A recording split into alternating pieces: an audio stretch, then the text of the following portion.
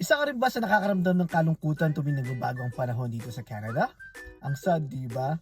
Pero don't worry because this is common sa ating mga immigrants dito sa Canada at nangyayari din to sa mga locals dito sa Canada. Kasi nga lalong-lalo na pag nag-iisa tayo, ang lungkot naman talaga, di ba? Kadalasan nararamdaman natin to pag malapit na ang taglamig or winter dito sa Canada. At ang tawag po dito ay SAD, Seasonal Affective Disorder. Isa po siyang type ng depression.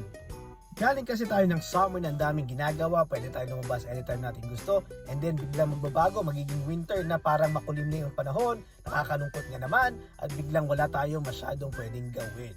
Kadalasan kasi tuwing winter wala tayong masyadong activities, kaya naman nasa bahay lang tayo, walang kausap, diba? Tapos malayo sa family, malayo sa friends, malayo sa jowa, kaya naman talaga kung ano-ano pumapasok sa isipan natin. So ano nga ba pwedeng gawin para maiwasan natin to? Siyempre ang pinakamagandang gawin natin ay ang magpaka-busy. Yun lang naman hindi porke winter nasa bahay na lang tayo nagkukulong. Ang dami pa rin namang outdoors activities na pwede natin gawin kahit winter dito sa Canada.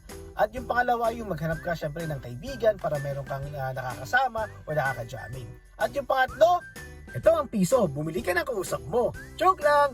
Hanggang dyan na lang muna, see you again in my next video. Like always, peace!